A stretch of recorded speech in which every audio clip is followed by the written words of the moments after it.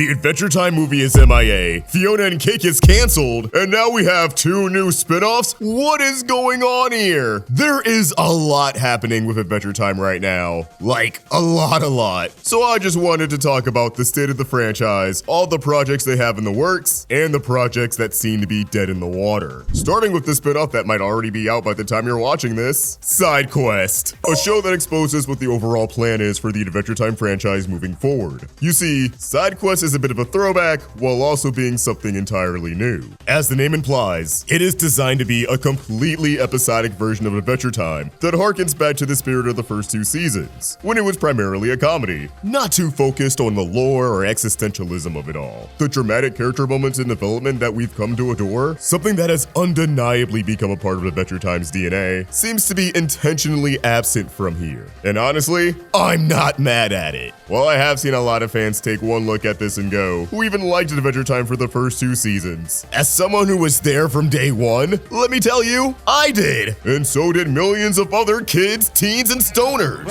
Before the lore, the random humor and wacky adventures was the whole appeal of Adventure Time. That's what allowed the series to flourish and develop into what it became. Side Quest is embracing the series' roots, and I respect that, damn it. Now, depending on how tuned in you are to the animation scene, you may already know that Disney Plus screwed up and posted a few episodes of Side Quest early, taking them down within the hour. Oh yeah, this show is coming to Hulu and Disney Plus exclusively, by the way. And if you're wondering why, trust me, it's all a part of their plan. From first impressions, people really enjoy Side Quest, and it's not hard to see why. Not only has the voice cast brought their A-game, including Finn's new voice actor, Sasha Knight, but the writing is hilarious, the animation is super expressive, and the new lineless art style really gives it a lot of flavor. However, it's important to note that Adventure Time Side Quest is not a literal prequel, it's just inspired by that early Pendleton Ward era. The jury's out if there's going to be some overlap with other Adventure Time projects, like will we see any characters from Fionna and Cake make their way in here? But for now, it's clearly its own distinct thing that's not just meant to be a little nostalgic for people who grew up with Adventure Time, but to court new viewers. Which is why, instead of just trying to recreate the Pendleton era of the show, Side Quest is fully embracing being showrunner Nate Catch's interpretation of the show. It's still Adventure Time, but is putting his best foot forward to ensure that it doesn't feel like something you've seen before from the show.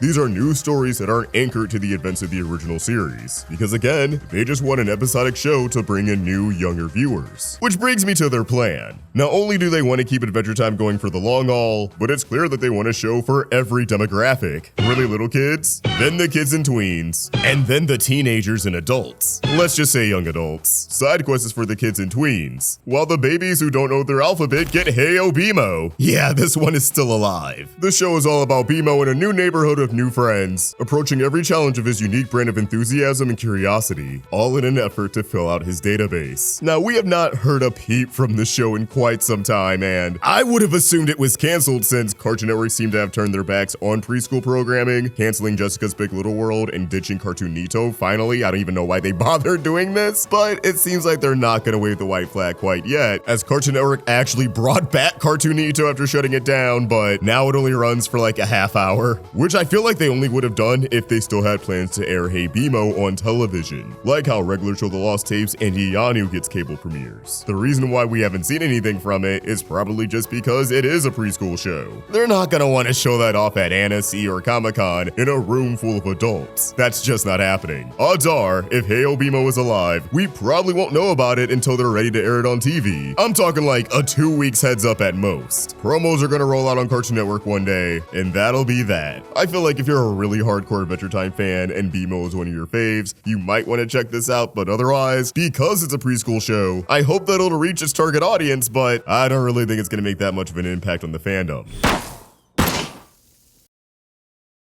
So we have their preschool show and their kids show, but what about their YA show? A show that feels like Adventure Time grew up alongside its original audience. Well, that was Fionna and Cake, which ended on a Marshall Lee-centric cliffhanger, but with its second season not being nearly as popular as the first, and a lot more divisive amongst fans, ditching the multiverse hopping in favor of a more slice-of-life approach, allowing us to spend more time in Fionna World and blue-balling us on Finn's fate. Whatever plans they had for the third season has clearly gotten retooled into a brand new show. show. One that's giving the I want to see more of Ooh side of Fionna and Cake's audience exactly what they want. Presenting Bubblegum and Marceline. So far, all we know about it is that it's a show about Bubblegum and Marceline. But what about this screams we took Fionna and Cake Season 3 and made it a whole new show? Well, aside from the cliffhanger involving Marceline and Hudson, Marceline had a couple of scenes throughout Season 2 where she felt a little off. Especially with the Vampire King's essence finally resurfacing, influencing Marceline to try and turn Finn into a vampire. Adam Muto also said that this show will continue the spirit of Fionna and Cake. And I doubt he's gonna be working on 2 shows at once, so this is definitely an admission that Fionna and Cake is over, but this will carry the mantle in terms of being the adult Adventure Time show.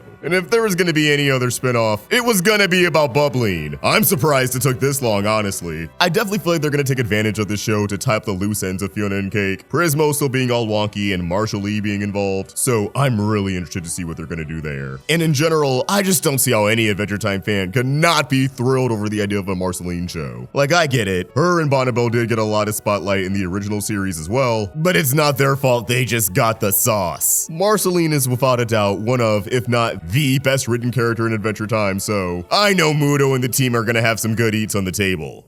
And finally, there's the Adventure Time movie, where in this grand scheme could have been the Adventure Time for general audiences. But frankly, I just don't think it's gonna happen. Like the Gumball movie, I think they struggled to sell this movie to a streamer. Bubblegum and Marceline is gonna be on Max because that's adult animation. They can swear and get drunk and not pull any punches with the story. And adult animation, unlike kids or family animation, does well on Max, so they want to keep that around. They want adult Adventure Time, but nothing else. And Hulu may be interested in a series, but a movie is a different story, especially if they can't get at least one recognizable celebrity attached. Pizza movie's good though. Not to mention Rebecca Sugar and everyone else involved with the film haven't said anything about it in years. Sugar's very open about the fact that they've been hard at work on Lars of the Stars, but the movie?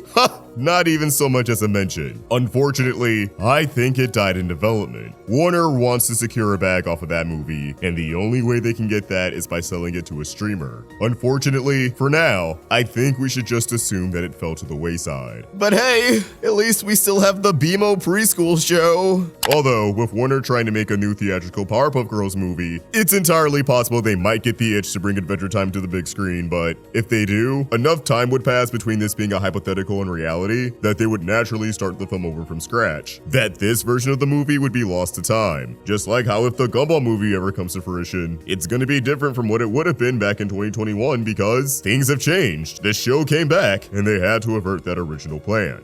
So yes, this is the state of Adventure Time, and honestly, I welcome it. I even welcome Fionna and Cake already being over, even if I was sweeter on Season 2 than most people. I think what Western animation can really benefit from is shorter series that get to be more plot-focused and doesn't try to drag itself out for 5 seasons. Now yes, more original ideas would rule. I don't think anyone's gonna disagree with that, but if these animation studios are firmly set in abusing their popular IP, I don't mind having a bajillion different Adventure Time shows like there are Gundams or Fates or Sword Art Online. I did not watch most of what I just named, so please don't ask me about them. This is a universe ripe for having multiple limited series, and I'm honestly curious to see what they would come up with next. So, what do you guys want to see from the future of Adventure Time? Let us know in the comments down below, and keep the conversation going over on Twitter and Instagram at AllTrickFox and at Roundtable Vids. If you enjoyed this video, please sort a like and subscribe to the Roundtable with notifications on so you never miss a video. Thank you so much for watching, and I hope you have an awesome day. Peace. Romance, summer, vampires. Right now, friend of the Roundtable, Reanimator is doing a Kickstarter for the 2nd episode of her indie animation series, The Three Tones. Tammy's a newbie witch getting thrown to a grand adventure for 2 best friends, Sia and Shirley. But along the way, she ends up in a love triangle with 2 vampires, Yogaya and Darius. Oh, the drama. Be a part of the future of indie animation and support The Three Tones by checking out the Kickstarter in the description, and be sure to watch the 1st episode right here on YouTube.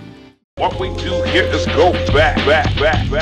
Need something to throw on while you draw, study, or sleep? Roundtable Rewind's got you covered. So why not take a stroll down memory lane and subscribe? No one can tell me what to do.